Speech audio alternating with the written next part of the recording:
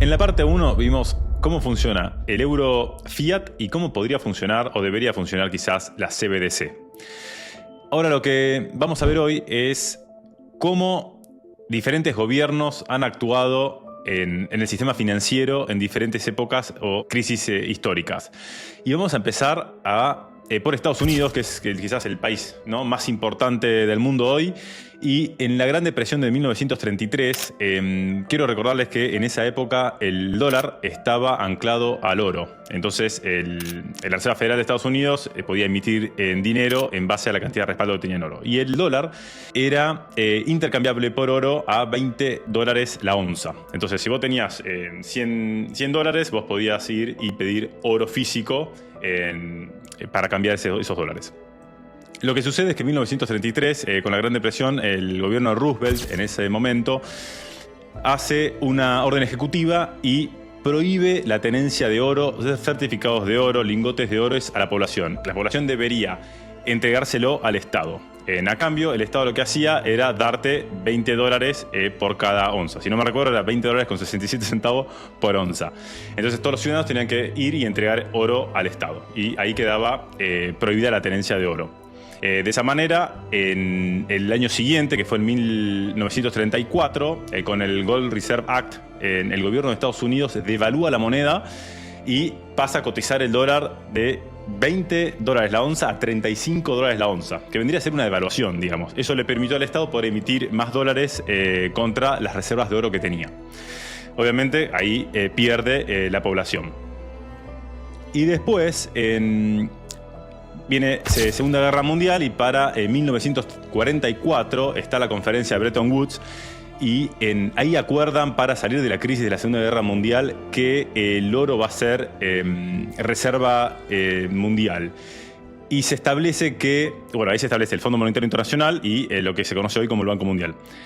En ese momento se establece que el intercambio del dólar con el oro iba a ser 35-1 y los gobiernos, digamos, que tenían reservas en dólares podían intercambiar esas reservas de dólares por oro físico. Ahora bien, todas las otras monedas de estos países iban a estar atadas al dólar. Eso le iba a dar estabilidad al mundo y de esa manera poder salir de las crisis, etc. ¿Qué sucede? Eso venía todo bárbaro. Viene la guerra de Vietnam. El Estado americano, entre lo que eran planes y gastos sociales que ellos tenían, más la guerra de Vietnam, empezó a emitir mucho dinero y los diferentes países del mundo empezaron a decir: esta gente no tiene la reserva de oro para emitir esa cantidad de dinero, por lo cual algunos países, principalmente Francia, empieza a pedir que intercambie reservas de dólares por oro físico. Y otros países empezaron a pedir lo mismo. Entonces eso fue, digamos, prácticamente lo que es pérdida de confianza en el dólar en ese momento por el manejo del gobierno americano. Y ahí está Nixon, que en 1971 hace que elimina, digamos, la convertibilidad del dólar con el oro y nace lo que es hoy el dólar fiat o las monedas fiat en el mundo. Porque hasta esa época las monedas estaban atadas al oro, ¿no? Eran intercambiadas por oro. Ahí pasa a ser moneda fiat, que es la que conocemos hoy, y el próximo cambio vendría a ser, digamos, quizás financiero, vendría a ser la CBDC. ¿Qué otras crisis hubo en el mundo? Por ejemplo, en Argentina, 2001, crisis fiscal del gobierno y económica. Hacen un corralito, congelan los depósitos. En esa época, para la gente que no sabe, Argentina tenía el peso atado al dólar 1 a 1, la ley de convertibilidad. Entonces el peso valía lo mismo que el dólar, uno podía transaccionar libremente, hacer contratos en dólares. Entonces Argentina se manejaba con muchos dólares.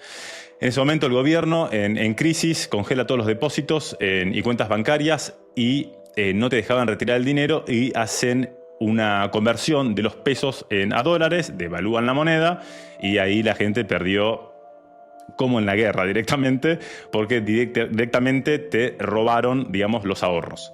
Eso es lo que pasó en Argentina.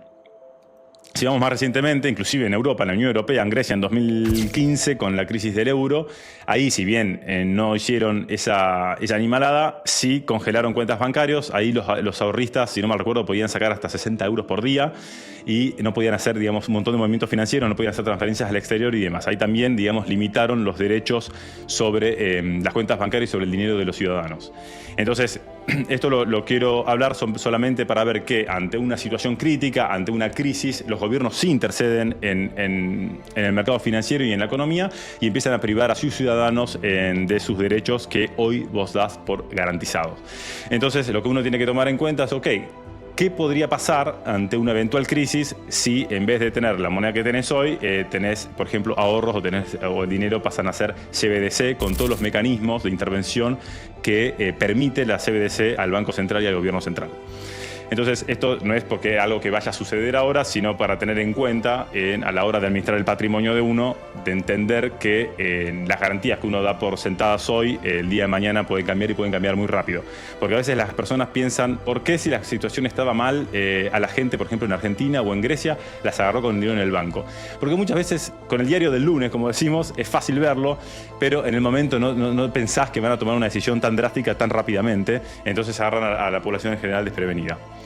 En el próximo video lo que vamos a hablar es, tomando la referencia a lo que vimos en el video, en la parte 1 y hoy, vamos a ver al futuro, digamos, porque vimos cómo funciona la moneda y también vimos qué pasa con la economía en diferentes épocas de la historia, ¿no?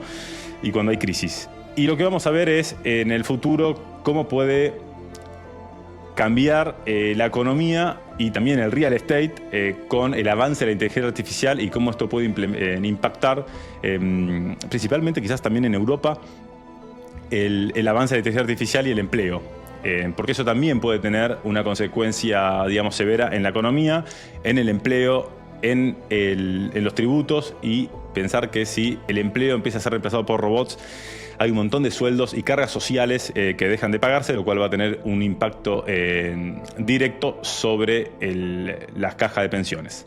Así que en el próximo video vamos a ver cómo puede impactar la inteligencia artificial en el empleo, la economía y en el real estate. Así que nos vemos en el próximo video.